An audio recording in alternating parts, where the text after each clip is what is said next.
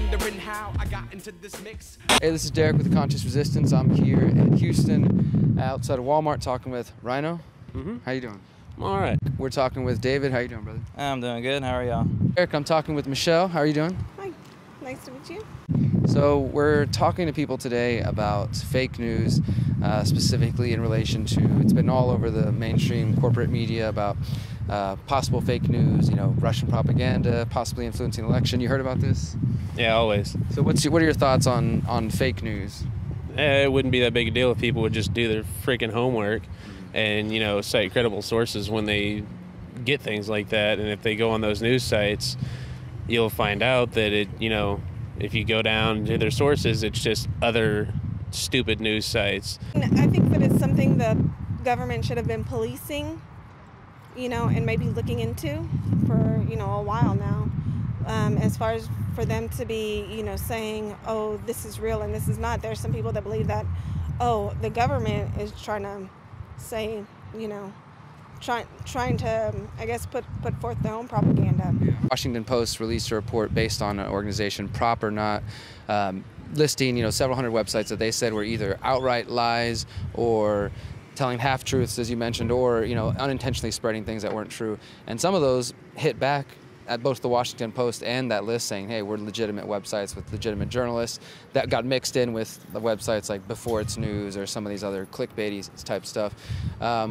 So you see that, there can be a problem here where some of these institutions list certain websites as sites to look out for, and as you said, if the government gets involved, then that could end up with blacklisting certain websites, whether they're real or not. I mean, I'm not sure that would go along with the idea of First Amendment in this country. What do you think?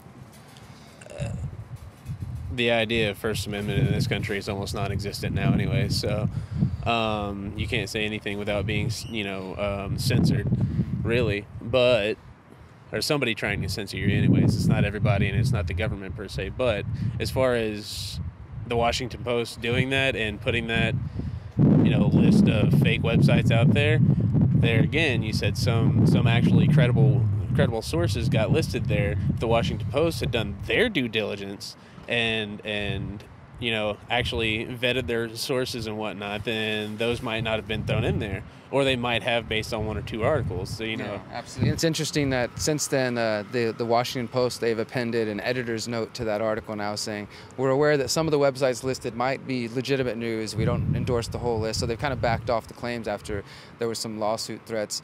Why should the regular man? Would you trust the U.S. government to tell you what's real and what's fake? No. I mean, they've been crooked for so many years. They told you about the weapons of mass destruction after 9/11 in Iraq, right? I mean, that was true. Yeah. Wasn't it? That had to come up, huh?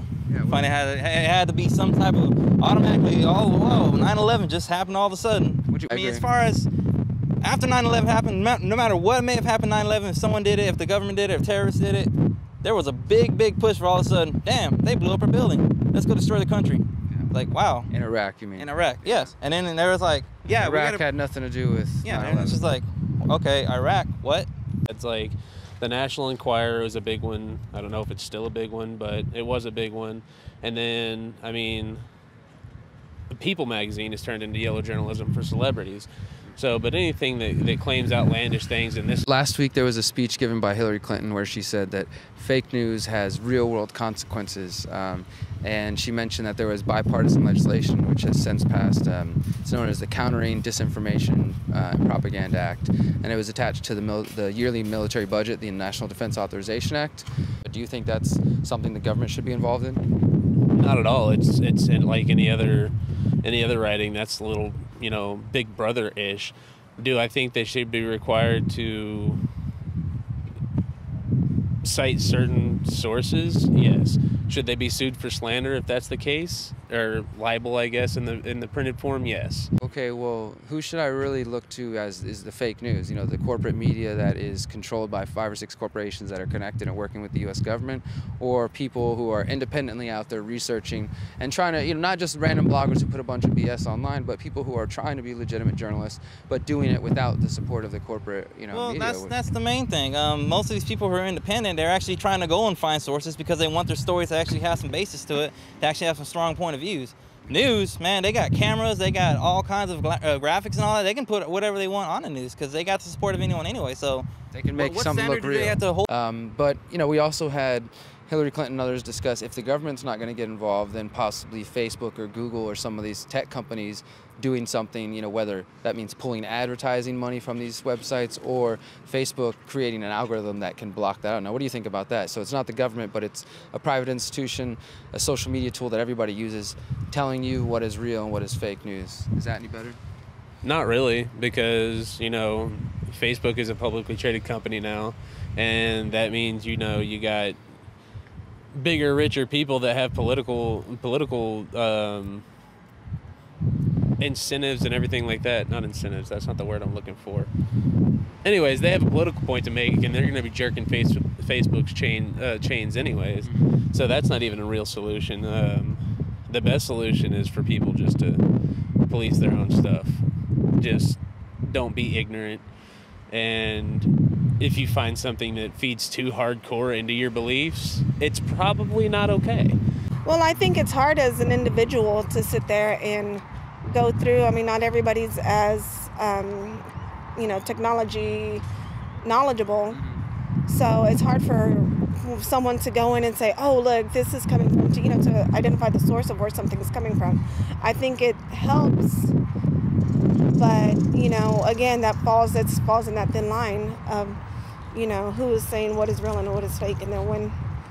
Talked about, like Facebook's talked about maybe using an algorithm on their website to, block or lower fake news websites. So let's say, for example, what's a website you check for news?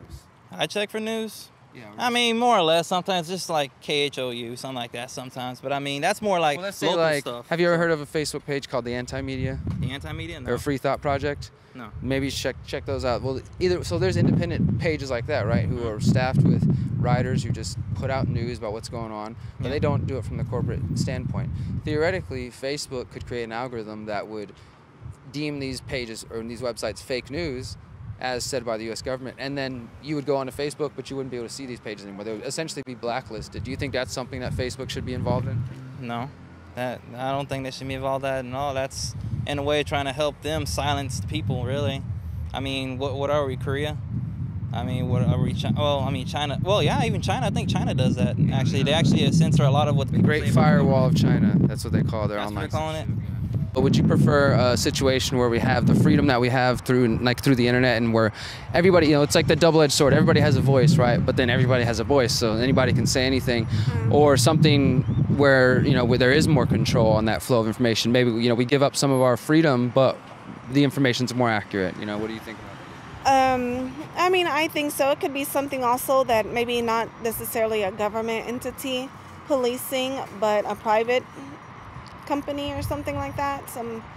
Someone that's on neutral ground, so to speak. I don't know. But yeah, I mean, well, is that our next step?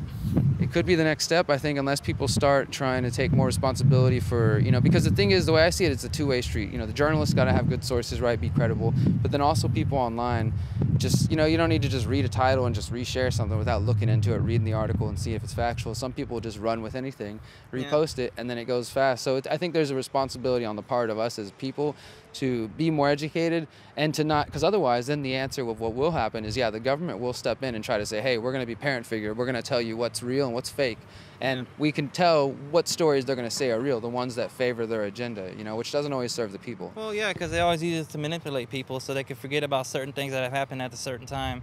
Absolutely. Like any type of mishap that happens, notice it gets swept away like within a matter of 2 weeks, a new story comes up. Yeah. All right, well, thank you for your time. No problem.